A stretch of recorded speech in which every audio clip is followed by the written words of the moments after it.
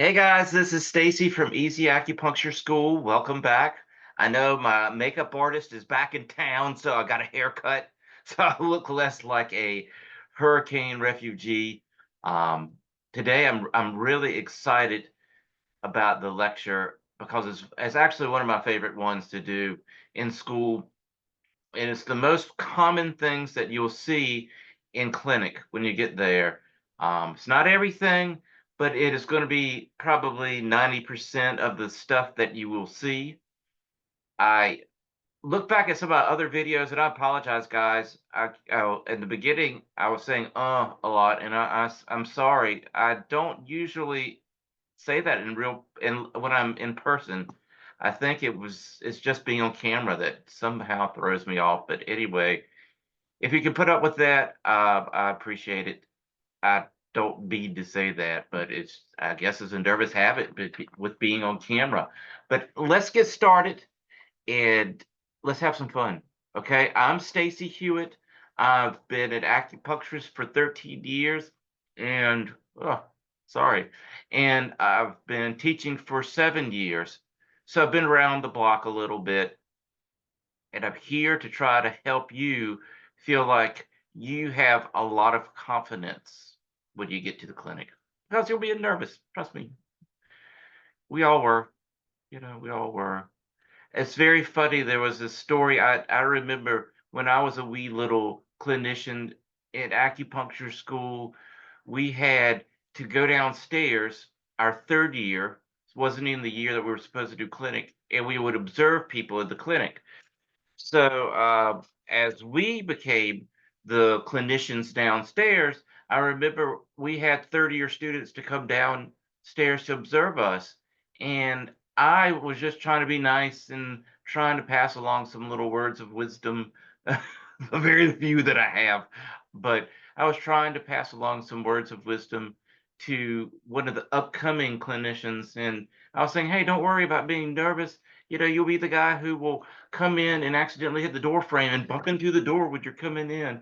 And but it's gonna be okay. No one's gonna bite your head off. It's gonna be okay. We all make mistakes. And he looked at me and he's like, I am from some kind of like, I don't know what it was. I never make mistakes. I am and he kept on and on about how he would never make mistakes. And I'm like, rock on with your bad self. Hopefully he's doing well now and is still not making any mistakes. But outside of him, it may be Buddha. We all make mistakes. Don't let anybody tell you any different. So anyway, let me get my little magic screen going here. And like I said, thanks so much for joining. And I hope you guys are getting something out of this. Everybody, like I said, I've been doing this for 7 years, and everybody always really likes these lectures when I'm at school. So I'm just trying to pass on some confidence to you guys, so you feel good when you get down there. I don't want you to be deer in the headlights. Um, you know, uh, we all have a little bit of that, but we don't need to have it. We don't need to have it. So anyway, let me get this slideshow going here from beginning. Come on, from beginning. There we go. There we go. Let me move this one toolbar out of the way. Hot floating. There we go. So, like I said, this is going to be about the most common clinical patient presentations. What you're going to see 90% of the time in clinic. Okay. It's not going to be everything. Not going to be everything, but it's going to be the majority of the stuff that you're going to see. Who am I? I am Stacy Hewitt, a licensed acupuncturist and massage therapist. I've been full-time acupuncturist for about 13 years, and I've been teaching for 7. Check out my YouTube channel. You already own it if you're watching this video. But anyway, it's Easy Acupuncture School, and here's the little HTTP link. And then if you ever need to email me, it's easy a cuschool@gmail.com. So it's easyacuschool@gmail.com. So feel free to email me. I don't check that email that frequently, but I do check it, and I will try to answer questions as much as I can that time permits. Okay, but I'm Stacy Hewitt, acupuncturist, 13 years, teacher 7. All right, let's get rocking. All right, so here we go. What is this? Like I was saying before, let me move my little picture out of the way here. I know I'm beautiful, but I don't want to get in front of the slides here. There we go. Um, these are the common issues that you're going to see in clinic, but they're not all of them, right? Like I said, there's some that are still that you will encounter. You will, and that's real life. But they're some of the most common that you'll see. These treatments that I'm going to present to you are the only way that you can treat a person that presents with this, but they're a good starting point. They're a really good starting point, and you can't go wrong with it. I mean, it's not like you're going to break somebody with any of these treatments. Start here and then build better treatments. But these are really solid. These will get you going. These will get you going. You can do this. That's what I had in the very bottom. You can do this. Don't think that you can't. You can. You can. Be like the guy who I saw downstairs in the clinic that said, I never make mistakes. Even if you make mistakes, think that you don't. Then you'll be successful. Trust me. You'll be great. You'll do great. One of the things that this is a funny story or a funny saying that we used to get told when we were in an acupuncture school, and I really didn't get it until I started practicing, and I can really understand. But medical students are taught when you hear hooves, don't think zebras. And what does that mean? It's like zebras refer to really rare conditions. When somebody first comes in, like I said, you will see all kinds of stuff, but don't automatically think that it's this worst, complicated, dire pattern that you don't know what to do with. A lot of times, it's going to be the basic thing. Sometimes people have a very long story, but in the end, it what the root of everything is very basic. And I have a lecture that I'm going to do, probably my last lecture that I'll put on YouTube, at least with this, but it's called What to Do When You Don't Know What to Do. And the big part of that is break things down into little pieces and find what's the most important piece. And then you really shoot for that. So, like I said, when you hear hooves, think horses, think what's common. Don't think of zebras. Don't think that it's going to be some exotic pattern that only you and maybe one other guy 1,000 years ago have seen. Okay. So, like I said, think of something very basic. What do we do when we see multiple patterns? When we see multiple problems? Figure out which presentation or which problem is the biggest.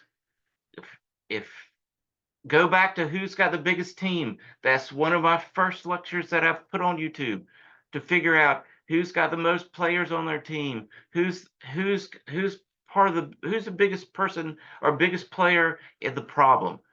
Treat that. Use the points for, like this says, use most of the points from the biggest team, then use a few from the smaller team. At the very minimum, let me move this up here so it's out of the way. Use the yuan point from the smallest team to try to regulate that system, that channel. But figure out who's the biggest team. And that's the main one that you want to treat. If you need to add other points or feel like you need to add other points, at the minimum, use the yuan point for the other channel. Don't end up like me when I was first in clinic, and God bless Sarah. You guys don't know who I'm talking about, but that was one of my clinic advisors, and I would come in with a treatment with like, I don't know, 30 needles or something like that, or 25, and she was like, "You got to cut down. You got to cut down," and I was always like, "No, I don't. I need every one of these." But now that I've been doing it for a long time, I understand what she means. And you really want to try to use as few needles as possible. And, sometimes I'll see treatments where practitioners will do 3 points, and I don't know about that. I think you need a few more than 3 points. But when a person comes to you, their body is stressed out. That's why it's sick. So it's already overwhelmed with stimuli. So if you start adding too many points in, then it can't hear your message. It just needs to hear the message that you need to turn right. You need to turn right. You need to turn right. You need to turn right. And that's what I'm talking about is the points are telling it which direction to go. It doesn't need a message that says you need to turn right and then go up a block and turn left. And then when you get by the car, turn right again. And then when you get by the guy who's selling, you know, illegal watches or stolen watches, you take the split at the Y there. You see what I'm saying? It starts to get too confusing, and then the body will just tune you out. It won't follow your directions. Make it simple. That's why you don't, most of the time, unless I'm doing Ashi work and I'm just one person, there's different people with different opinions, of course, but I try to do as few needles as I need to do. But if I'm Ashiing somebody, or working with an area that needs to have a lot of needles in it, meaning there's an area that has a lot of stagnation and is painful, then I might use a more than I would if I was just working with an internal condition. So anyway, all right, get on board. Next stop is the corner of Confidence and Understanding Street. All right, you guys can do this. You guys can do this. You really can. If I can do it, anybody can do it. Okay? You can do it. I know you can do it. I know you can. I'm trying to get in the middle of my camera here. I'm sorry. Once again, I'm not a YouTuber. I'm an acupuncturist. So forgive me.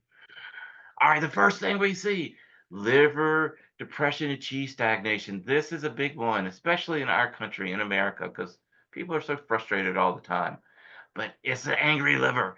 And one thing, guys, I'll tell classes is look at the pictures. And yes, I make them so they're entertaining and funny, but I really try to get them to capture the essence of what this pattern is. And really, the angry liver, that's what's going on with this. So what is liver depression? What is liver liver chi stagnation? So let's look at it. It's irritability. I can't talk today for some reason. Mental depression. Chest side. I'm gonna stand up. I don't know if you guys gonna see, but chest side. There's gonna be another one. Chest side, rib pain, hypochondrial pain. That's a big one. That is the pain that's right underneath the rib cage, right here for people. Um, you don't think it's going to be something that you see or hear a lot, but you see it, and not with every patient, but it's common. Abdominal distension, belly goes out, it's like a basketball underneath your skin. Sighing. It's very funny about sighing. I didn't think years ago I was teaching this and I got to that and I'm like, I have not seen really any patient with sighing that sighs all the time. But you know why I had not seen any patient that sighs all the time? It's because I had not treated that many teenagers. I have a teenager right now, and all he does is sigh. So sighing is something with liver chi, liver chi stagnation, because teenage angst is all about liver chi stagnation. Dysmenorrhea, meaning irregular but painful and irregular menstruation. Um, Also, I've got parentheses here. Ask about clots. Could be blood stagnation that's going on, which is basically liver chi stagnation can have a lot of effect with blood stagnation, but there could be some kind of blood stagnation going on. So check around with that. Irregular menstruation, like I said, just, it's not your regular 28 days, it's 10, 15, then 30, or somewhere in between. So those are your main signs that you're thinking about. Menstruation, also think about, we've talked about this before, but the liver holds the blood. stores the blood at night, and distributes the blood. So that's why the Chinese thought that it really was about regulating the blood. So when there's problems with menses, then there's potentially problems going on with the liver. Breast tenderness, I might have skipped that. Some of the internal branches, you guys can't see me, I'm holding my chest. Some of the internal branches go up into the breast. So it's very, very common for breast tenderness to be going on.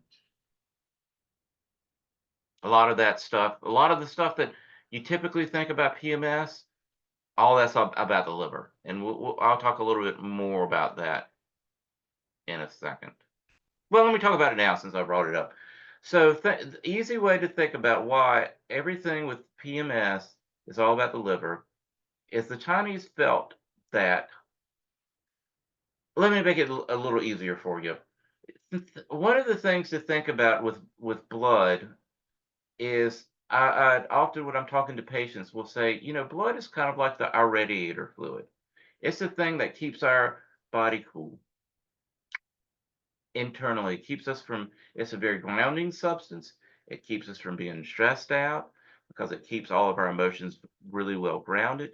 This is the energetic portions of blood. And it's also, when you have enough blood energetically, it's kind of the cooling fluid for the body. So when women menstruate, the Chinese felt like they were basically losing blood. They're court low, right? And the blood is what cools the liver. It keeps the liver cool and happy and like smoothly coursing the chi out, making everything nice and comfy. Well, when there's not enough blood, when someone's menstruating, then suddenly the liver is losing its radiator fluid, its cooling fluid, the fluid that's keeping us nice, calm, and cool. Well, not calm, but nice and cool. And then when it's not getting enough blood in there to keep itself cool, then it starts getting angry and it starts to act up. So that's why you'll see some irritability with PMS. You'll see some of these, you can't see, I'm just grabbing my chest here, but some of that breast tenderness is because some of those internal liver channels that go into the breast are starting to get hot and making things a little uncomfortable. That's why people start getting some distension, and then you start getting loose stools because the liver is starting to attack. It loves attacking some spleen. It's going to start attacking that spleen, so you'll start getting some loose stools. So that's why you see a lot of PMS symptoms with during menstruation. It's because there's not enough blood to keep the liver cool, so the liver lets you know that it's not happy. So anyway, but here's a big one here. What are the common causes of liver qi stagnation? And I love this. I've got this. You will not see this in many books, but I got this from a translation in a Chinese, from a Chinese medical class that I had. It's liver is all about unrequited desires. I love that. That really sums things up. It's so beautifully. It is about like why did I not get that raise? Why did the boss get me for that raise? Why did my partner leave me?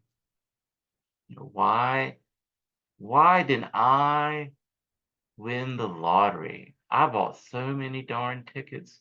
I should have won. It's all about unfulfilled goals. It's all about why didn't I make it to the next level? I should have. Why don't they recognize how good I am? That's what it's all about. It's unrequited desires. And that's why often you see, well, in the US you see it all the time, but often you'll see this in 30 somethings. People that are trying to make their way in their work. They're trying to climb that ladder. And it's like, I'm climbing so fast and so high. Why don't they see how high I am? I am the best. I am the champion. So that's what unrequited desires is all about. And people are full of them. And unfulfilled goals. Those are some of the big things that tangle that liver up. really bad. Another thing it deals with is transitions and being stuck in a transition. If you have patients that come in and they talk about, we just moved here. I just got a new job. I just got married. I just got a new dog. Anything that's new, a transition from one place to another. It makes me think of liver. And then also when I'm going from one place to another, when I'm moving, right? Moving from one place to another, physically and mentally. As we're traveling, what if we get stuck? And I'm not talking about your car breaking down or running out of gas. I'm just talking about often when humans have times of change, it's difficult. People get stuck in transition. It's a saying. It was a movie too. But anyway, anytime somebody's in the middle of a change, check in with them about their liver. More than likely, there's going to be something going on with it. And then emotional stress, anger, and frustration. Well, anger and frustration is all about unrequited desires. We didn't get what we wanted. I'm mad and stressed. My boss is overworking me, and he still didn't promote me. Oh my gosh, that's a stew. Cook it up there. I'm stirring the stew right now with my imaginary wooden spoon. But that is a stew. Cook it up for some liver cheese stagnation.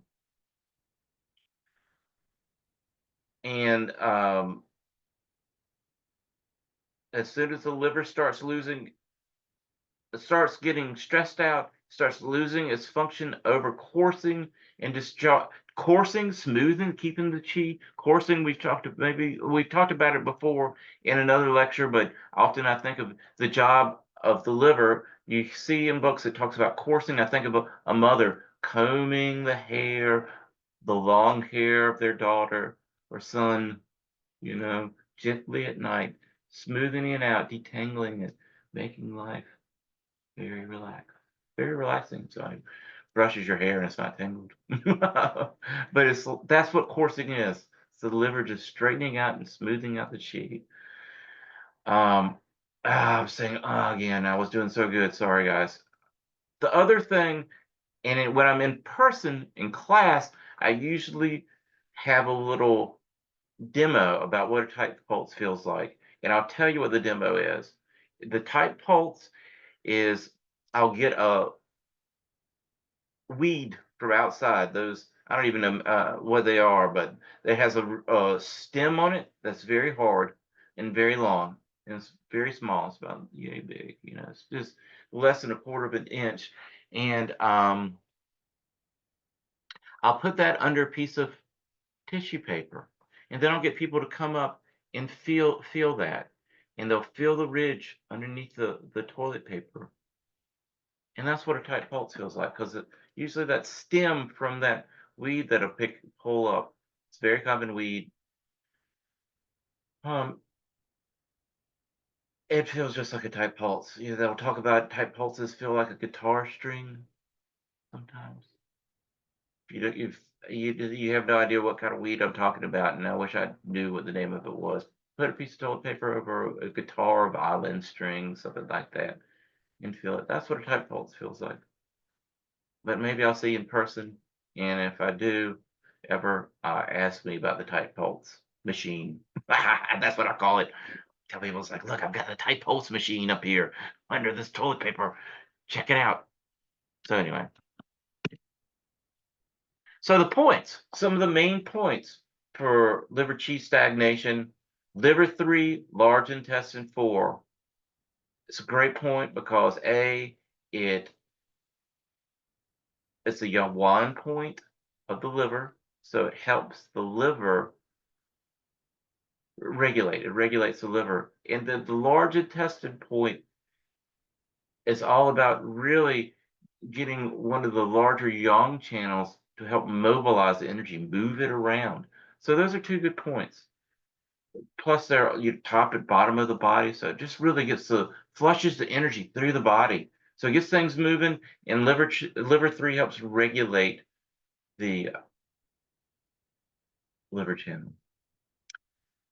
And I was just thinking, my last lecture, what to do when you don't know what to do, we go into a little more detail about liver 3, large intestine 4.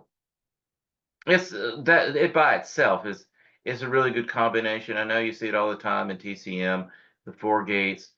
I don't think that sometimes with the four gates they talk about how it treats thousands of things, and it's a analgesic combination for any kind of pain in the body. I don't know about all that, but it is a good protocol to get energy moving. So other things you can add to that is CV17 if there's tenderness in the breast or distension in the breast. For lower abdomen distension, a lot of times when chi starts to stagnate in the abdominal area, you'll start to see some distension. So you can use CV6 if it's the lower abdominal area. Hypochondrial pain, remember we were talking about this? Liver 14, it's a moot point of the liver, but also it's a local point to that. Epigastric fullness and distension. Once again, that chi likes to gather in the abdominal cavity, and when it does, you can use CV12 and then stomach 25. And then I put down there, and the reason, let's talk about CV12 and stomach 25. And CV12 is a great point because of the location to help move energy. Same thing with stomach 25. Stomach 25 is also the front move point of the large intestine. And then I put maybe liver 13. And why did I put that? Because liver 13, what is that? The front move point of the spleen. And sometimes spleen chi is affected by the liver because it's starting to attack it. And so liver 13 is a good local point for the area, but also it's like two birds with one stone. You get to basically help, get chi in the local area, but also you get to use the move point of the spleen. So one of the things to tell your patients is patients should be getting regular exercise and deep relaxation and stress reduction techniques. So give them some breathing techniques if you're familiar with them.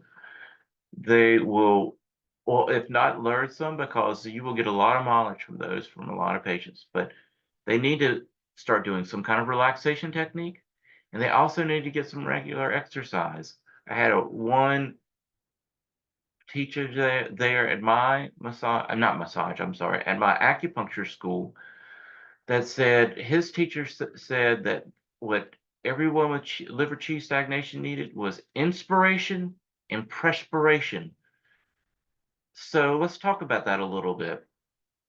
When I'm talking to patients about that, I tell them, you don't need to paint a Picasso. You can get something as simple as a mandala coloring book and start to color through that. Something that's creative. The liver likes creative things.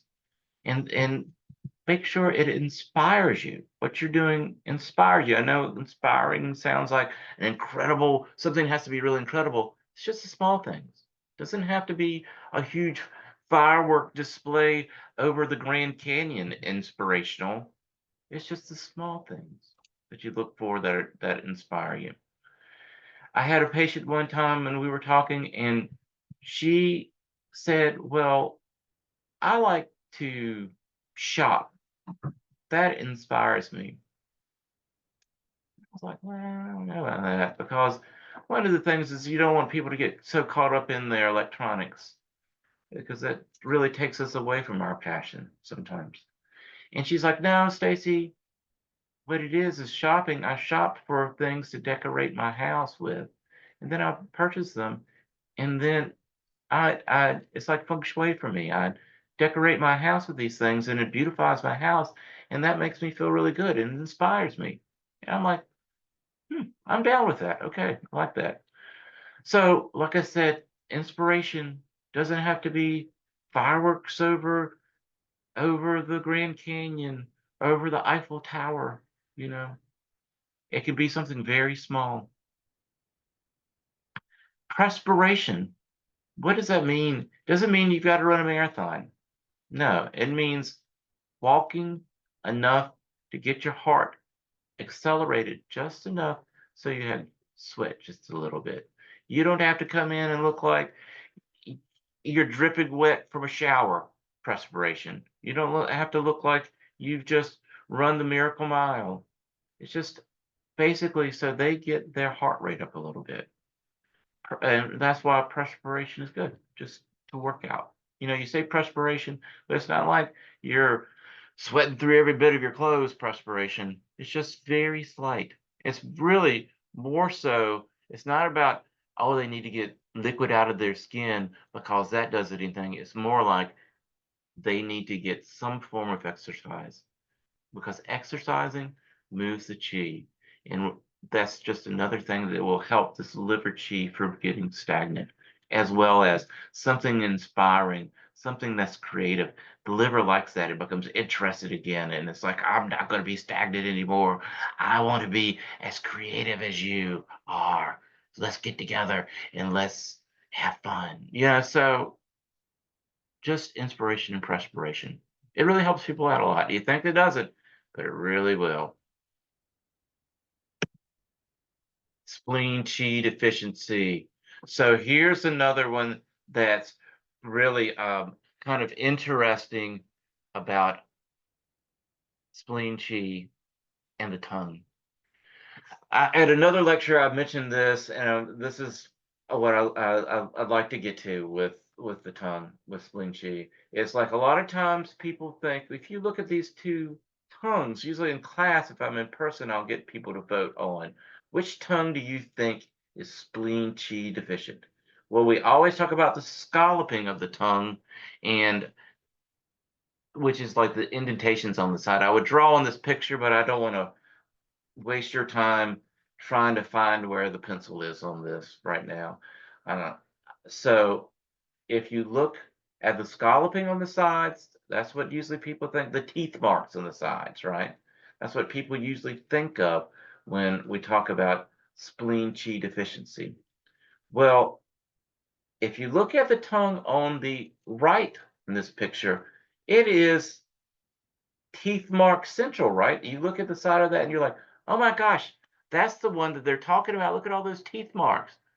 Well, no, what they talk about with spleen chi deficiency, they talk about as a large, swollen tongue. Look at the one on the left. That is a spleen chi deficient tongue. And you see those teeth marks are on there because that tongue has gotten so big and so swollen. Those it's getting pushed against the teeth, and that's why there are teeth marks on there. Look for a swollen, blah, blah, blah, big tongue, right? A tongue. When see how this person on the left, they open their mouth and their tongue is more wide than their mouth is. They just throw it out there and it's all big and round. Whoop, that's spleen chi deficiency. Sometimes you will see teeth marks on the side of the tongue. Don't automatically assume it's spleen chi deficiency. Sometimes it's just the structure of the mouth. And sometimes people's mouths are structured in such a way that their tongue just automatically, swollen or not, pushes against the teeth. So the one on the right is a case of that. That's a narrow, thin tongue that just has some scallop marks because sometimes the teeth just push against the teeth, whereas the one on the left is all swollen. That's what they're talking about with spleen chi deficiency. It's swollen and it's pushing against the teeth, and that's why it's getting scallop marks, not the other tongue over there that's all nice and thin. Well, it's got some heart stuff going on with it, but that would be for a different slide, a different conversation.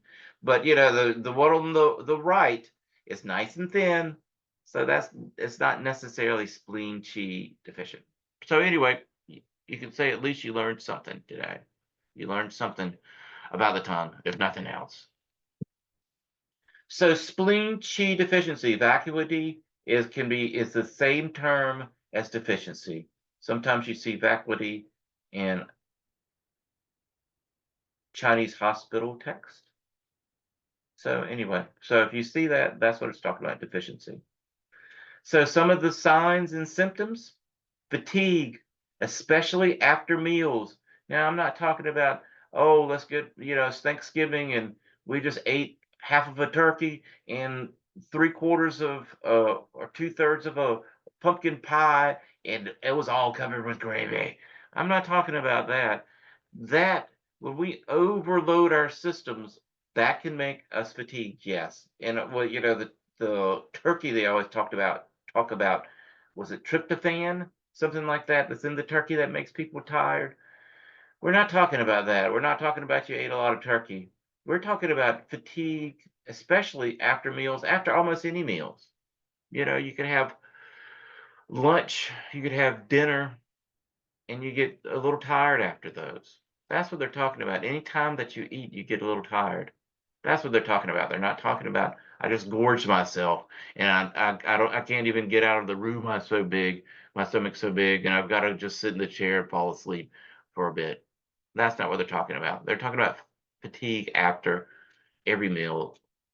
It could be the size of your palm, a sandwich that size, and you eat it, and then you go, "Oh, I'm a little tired." Oh. So that's what they're talking about. Swollen tongue with teeth marks. We just talked about that. We had pictures of that. Postural hypertension. What does that mean? That means you stand up too quick, you bend over to tie your shoes and bring your head back up, you get dizzy. Basically, you move too quick and you start feeling a little dizzy. And I'm not talking about positional vertigo or vertigo issues. Well, postural hypertension, if it's really bad, could potentially be vertigo, but that's not what we're talking about. We're talking about more of people bending over, tying their shoes, bringing their head up too quick. "Oh, I'm a little dizzy," or you stand up too quick. "I'm a little dizzy." That kind of stuff. That's about the spleen. Easily bruising, spleen not controlling the blood in the vessels, so you get hit, and then you bruise. Everybody bruises when they get hit, of course, but it's the patients that are in particular about like, yeah, I get bruises, and I don't know where they come from. I don't remember hitting anything, and I'm bruised up all over the place. Looks like I was at a boxing match. That's the type of person. Make sure that, of course, they're not being domestically abused or anything like that. But the type of person that walks around and they're like, "I got bruises all over my legs from running into stuff," and I don't ever remember doing that. That's what easy bruising is about. Loose stools. Enough said. I mean, we know what loose stools are. Craving for sweets. I know everybody likes a little sweets, some sweets every once in a while, but when you are studying, I've been writing a bunch of lectures recently, and I've been hitting those Oreo cookies. I'll admit it, I'm guilty. When you start to overly meditate, sugar sure is nice. And this is, it might not be the best thing for you, but it's what the spleen craves. So, or wants. So when you have somebody that is craving sweets all the time, it's good to look into the spleen to see what's going on, to see if there's anything going on. Ask them other questions. You bruise easy? What's your bowel movements like? Let me see your tongue. You get fatigued after you eat.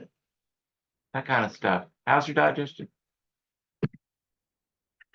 Spleen chi deficiency, weakness of limbs. These are some other symptoms. And let's go over weakness of limbs. One of the things when I was in school, they categorize all of the muscle tissue under the liver, which I agree with about, for the most part, except for this aspect, weakness of the limbs. But you have a patient come in and tell you that it's hard for them to get around because my limbs are so heavy. Well, you need to look at dampness also, but dampness is caused by the spleen not working that well. So the spleen, inherently is involved with that. But when you have somebody to go, my limbs are so weak, I'm fatigued. I don't feel like I can move around. They just seem so heavy. Think of it this way: if your spleen is not working and you're not able to really digest the nutritive energy that you're getting in, if you're not able to maximize all the nutrients out of your food because your spleen's not working that well, the spleen energy is not you're not digesting your food well, then you're going to be weak. Your limbs are going to feel weak. And you could be treating that liver all day long, but if somebody has some spleen issues, and they're saying, and you're thinking, well, the muscles, the muscles are involved with the liver. I don't know if you're going to get that far if it's a spleen issue. Now, the liver is definitely involved with muscles when you have contractile, issues. If you have a problem with somebody being able to contract their muscles, or they got shakes with their muscles, that's the liver definitely. But not, I'm so fatigued and weak I can't lift this box, versus I can't make my muscles contract to lift this box, or I'm shaking so bad I can't grab hold of this box and lift. So that's the difference to think about. So weakness in the limbs, see if it's fatigue based or if it's wind based, uh, where it would liver based. Somber white facial complexion. You'll see that in a minute or two when we start talking about blood deficiency. Spleen chi deficiency is inherent in blood deficiency. So I say could also be blood deficient, but usually with blood deficiency, there is some kind of spleen issue going on. Faint, lethargic voice. Stacy, I'm so tired. I can hardly speak. That's what they're talking about. And diminished appetite. Sometimes when people have issues with their spleen chi, then they aren't hungry. They don't have much of an appetite. Make sure it's not because of emotional stress that they're not eating or they don't have an appetite. But sometimes when our spleen is not working, we're not that hungry. How do we common causes? Oh, here's some causes for this. Overtaxation. I should say over mental taxation. If you're thinking too much, undisciplined eating and drinking. Somebody's hitting the buffet all the time, all you can eat, probably not doing themselves justice, and probably not doing their spleen justice also. Um, unless you're a teenager, you probably don't need to be hitting that all you can eat buffet. But overeating, undercooked, chilled foods. Now let's talk about that a little bit, because I know, everybody's all about don't eat raw and cooked cold foods. One thing to think about, though, yes, that is true, but one thing to think about, 20-year-old Stacy could eat a bowl of ice cream, could be eating ice. I remember being in school and on going out to eat with people, and everybody's so proud because they'd be like, I want water with no ice. And all those country folks that were serving us, because we went to school up in the mountains, they'd be like, what is wrong with you? You don't want any ice in your drink? No ice. No ice. We're all proud of ourselves because we weren't eating ice. But 20-year-old Stacy, when his stomach fire was strong and I was healthy and virile, 20-year-old Stacy might not have had problems with eating some ice or eating some ice cream. And I could have eaten 5 pounds of ice and a whole quart of ice cream and probably not had any problems. But 55-year-old Stacy's body's a little different. I could still eat some ice cream now and then. I don't need to be eating that every night. If I eat it every night, I can feel it. I still love chewing on some ice. My son's always like, Stacy, I'm not Stacy, Daddy, you need to get off that ice. And I'm like, you're gonna break your teeth. And I'm like, I know. It's one of my guilty pleasures and some ice. So What I'm saying is all about that. What I'm saying is if somebody doesn't have digestive issues, doesn't have spleen chi deficiency, then they're a little more resilient to cold and uncooked foods. So when they come in and if they say, "Oh yeah, well, I eat some cold foods," the thing to ask them is, does that affect you? Because that will definitely say if they have some spleen chi. If they're like, "Oh my gosh, yeah, I get, my stomach gets messed up if I eat some ice cream or get diarrhea." Yeah, that's where you probably have some spleen chi deficiency there. But if they say, "Nope, I'm good," doesn't mean that they're doing the best thing in the world for their body, but doesn't mean that for them it's the worst thing. What I try to explain to patients, um, that I just have a patient coming, so I'm just trying to watch my time. Sorry. And what I try to explain to patients is like when you have this uncooked cold food, your body has to spend. You eat that stuff, goes down the gut, the pipe, down the throat here, goes into your stomach, and then your body has to spend extra chi, extra energy to warm that food up so it's the same temperature as your body temperature, and then it can start breaking it down. So that's where it causes problems. If somebody that doesn't have enough chi in general, enough energy in general, then you're asking the body for more energy to try to heat these foods up so you can break them down. You're robbing Peter to pay Paul, as the saying goes. So that's where it becomes a problem. Ruminating, overthinking, and thinking too much worry. That's a big one. We see that very commonly. You want to find out, yeah, do you, does your mind get caught on it's like a little gerbil on a little treadmill? I guess it'd be running with four legs. I can't do that. Anyway, um, is it like going round and round? Are your thought patterns like a record just spinning over and over playing the same thing? And if they say yes, also insomnia is a big thing that can have many different contributors to it.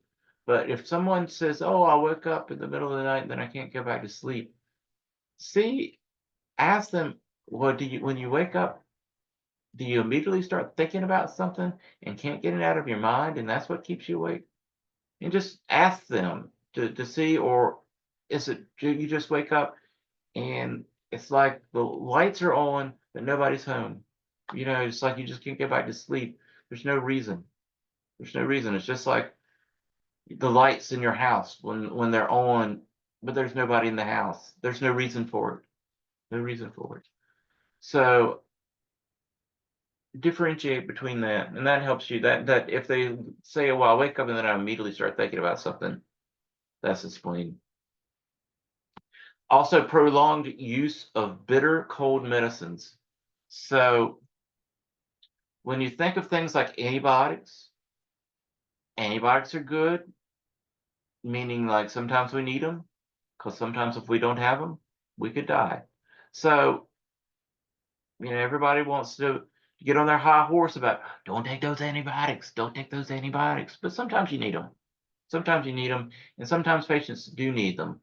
But if they take them for a long period of time, then antibiotics are cold. There's a lot of medicines that are probably cold, but antibiotics, I know for sure, are they're not like, oh, you're eating an ice cube cold. It's just energetically they're cold. Think about what antibiotics do. They stop fire. They stop some form of inflammation. So when you have something that's cold and you take it for a long period of time, that'll start affecting the stomach fire. Then that'll cause spleen T deficiency. So if they've had a long history of antibiotics, then check out the spleen chi. Also, you can find out if they're taking probiotics. Also, usually, I'm not a supplemental or functional medicine person. I mean, I've taken some classes, but often I've heard for every day that you've been on antibiotics, you need to take 2 days of probiotics. Two.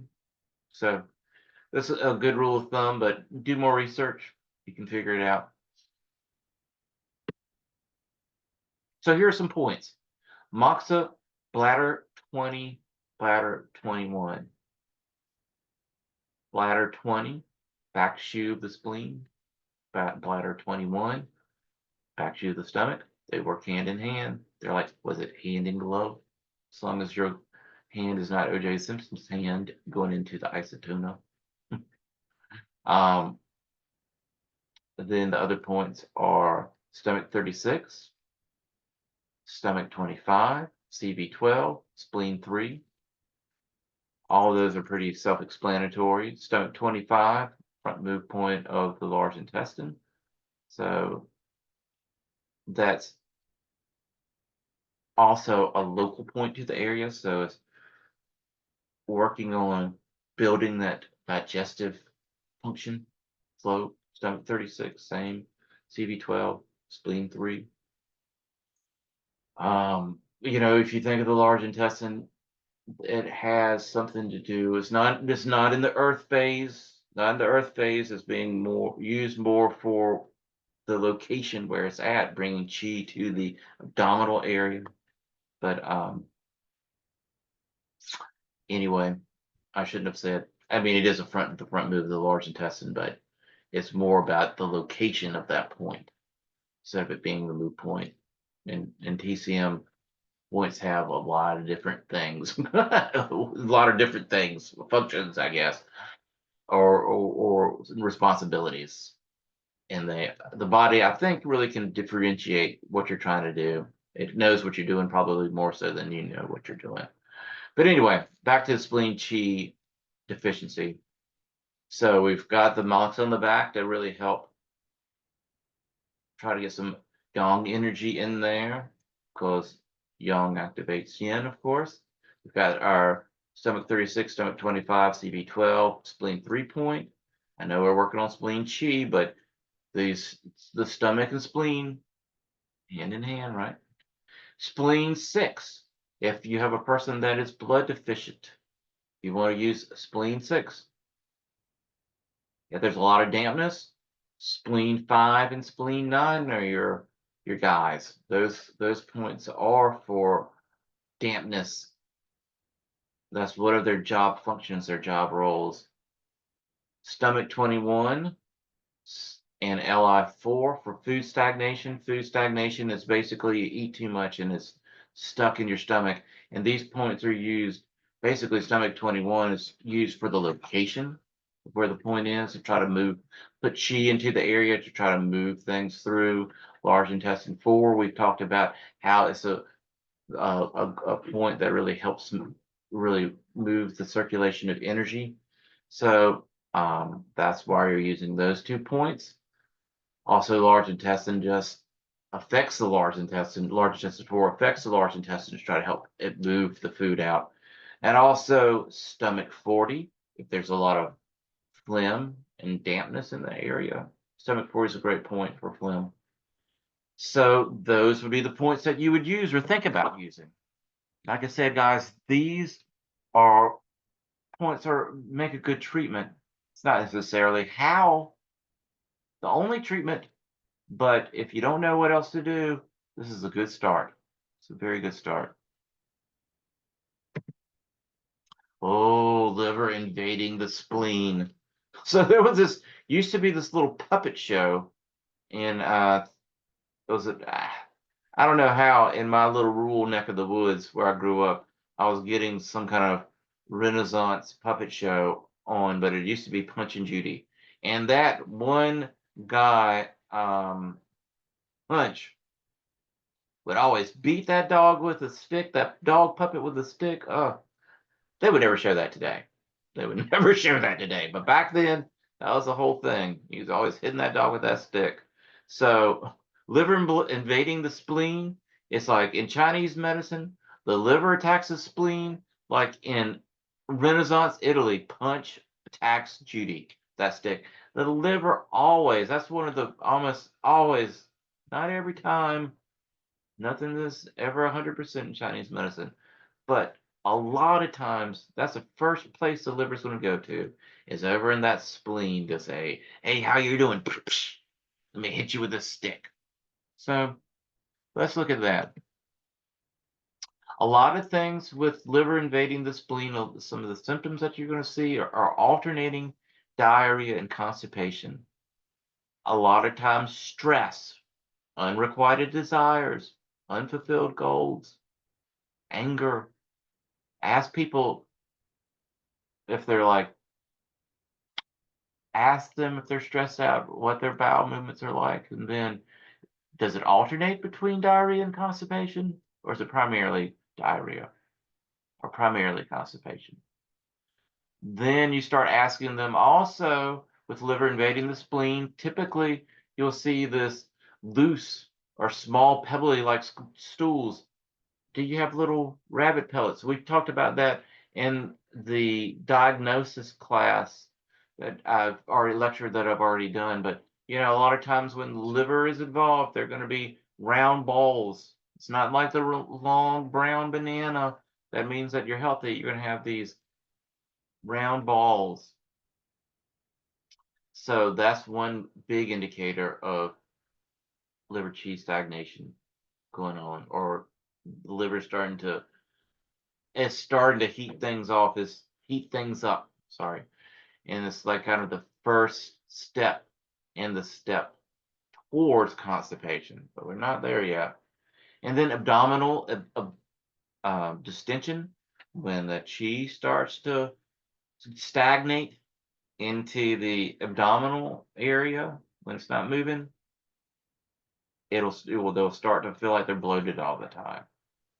Fatigue, once again, going back to spleen chi, is all about us feeling enlivened, energized. I just had an athlete that came in and they were talking about how, I mean, they're healthy as a young buck, but they would just start out and they would start their exercise routine and then start to feel like they were exhausted. They had it was like that was the pre-warm up exhausted them, and then we really looked at what their spleen was like, and some of that exhaustion was coming from the spleen, and we just had to correct that. And they got better. So the fatigue aspect is definitely be part of the spleen when the liver's beating it up. Remember the spleen, that's a sign of the spleen. The liver's beating up the spleen, so now the spleen's getting weak. So some causes. Long-term emotional problems causes liver qi stagnation, which will eventually invade the spleen. Once again, the liver starts to get mad. And several lectures ago, we started talking about when the liver heated up, and we looked at every place that it attacked, right? So the liver's heating up, and then one of the first places it goes to is the spleen. So long-term emotional distress that burns that liver up. It makes it angry. Other factors are you're overworking, you're working too hard, and once again, you're probably getting frustrated because you're having to work that much, and you're having a bad diet. Your boss is making you work all the time, and the only food that you can get is McDonald's. So your diet is bad and irregular. That'll cause the spleen chi to become deficient because it's trying to deal with all them French fries. The liver, what we talked about before, is responsible for the smooth flow of chi throughout the entire body, right? Combing the hair, the long hair. When chi stagnates in the abdomen, it disturbs the spleen's function to transform and transport fluids and food, right? So basically, the chi just starts getting stagnant in around that spleen, and the spleen's just like, hey, what's up? I can't, you got all these roadblocks in here. There's all this stagnant chi around me. I can't do my job. I can't get out. I can't transport the fluids out. I can't transform the fluid, the food and drink. So hey, help, help, help, SOS.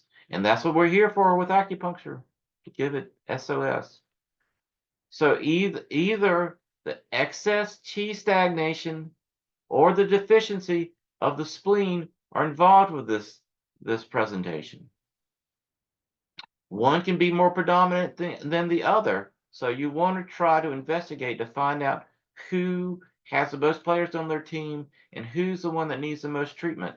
Meaning, like, if the liver is more, then you're going to do more points for that, and maybe just do spleen 3, stomach 36 for the spleen, right? Or if the spleen is really weak and worried and the liver's not that involved, then maybe you need to really focus on the spleen and maybe just do liver 3, to help the liver out.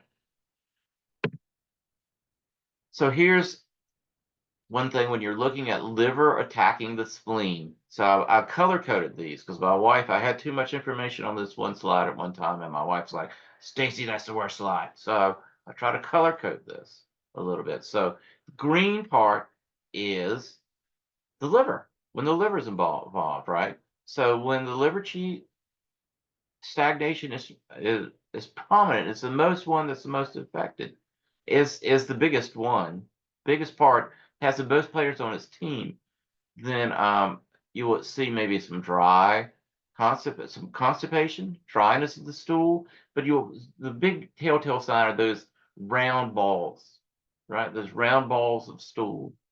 That means the liver is really starting to heat it up.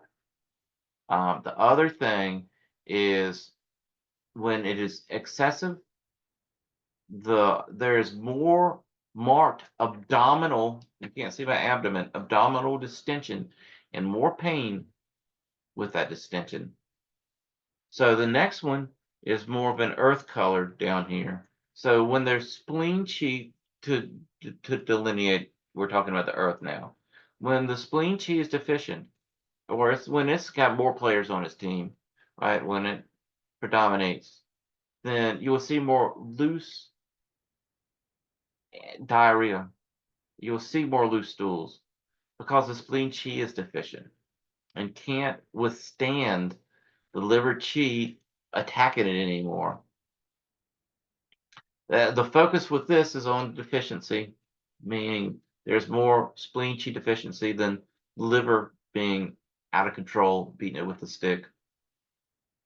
So there would be slight abdominal pain in this case. It might not have as much distension, and be more of a slight thing. And another thing in modern science now, when you have somebody that comes in, it's more about feeling like they're bloated, right? When they get, I keep saying abdominal distension, boop, like a basketball. When you have somebody that eats something and they boop, pop up like they've got a basketball underneath their shirt within just a few minutes, it might not. Sure, it could. You might have to look a little broader. And there's a whole thing. And this class is not about this, but there's a whole thing called FODMAP, which is how we break down foods, the sugars in our foods, and sometimes with our body, which is still a function of the spleen, so you still need to work on the spleen. But sometimes when our body doesn't break that down correctly, we get these gases that will just really fill our abdomen up and boop, make us look like a basketball. And that is Western medicine. That is not New Age medicine. So it might be something to look at and research, because if your person does have this basketball effect that happens very quickly, then that might be something to talk to them about looking into, because all of the liver and spleen points we do sometimes can't beat that. So, I mean, they help. I'm not saying don't do them. It might be another avenue that you might need to look down as well. When the liver attacks the spleen, it's common to have alternating constipation and diarrhea. Think of, and we'll get into this, IBS is very common, liver attacking the spleen, because it's very typical that it's stress related, and they alternate between being constipated or they have loose stools. Sorry, I keep checking to see with this patient. I've still got some time. So liver invading the spleen. So the things to look at, some points: liver 14, a great point to help calm the liver down. Liver 13, the move point of the spleen, right? 14 is the move point of the liver. Gallbladder 34 helps promote the smooth flowing of qi. It seems to be like you commonly see liver 3 and gallbladder 34 when there's some problems with especially liver qi stagnation. There's a synergy with those points, especially when there's abdominal liver qi stagnation or distension or bloating. There's a synergy with those points that help really circulate the energy in the abdominal area. Ren 6, another local point that's local to that distension that sometimes you can feel in the abdominal area. And then Ren 12 helps tonify the spleen, but also it's around where the bloating happens. So local points help with problems in local areas. So let's look at the next slide, okay? Stomach 36, of course, it helps tonify the spleen, hand in glove, no OJ symptoms. Spleen 6 tonifies the spleen. You know, three leg yin, you get three birds for one stone, right? You're tonifying the spleen, you're helping the liver to calm down. Both of them are, I mean, it helps both of them. It's a great, spleen 6 is a great point. So Sanjiao 6, Sinbao 6, it's something that you see a lot, and I don't know. I mean, yes, I guess Sanjiao 6 you commonly see for constipation, and Sinbao 6 definitely helps calm the mind and the mind down. So I guess you could use, like I said, I've got those in there, but they're not always my go-to. But if there is constipation, yes, go-to, use that.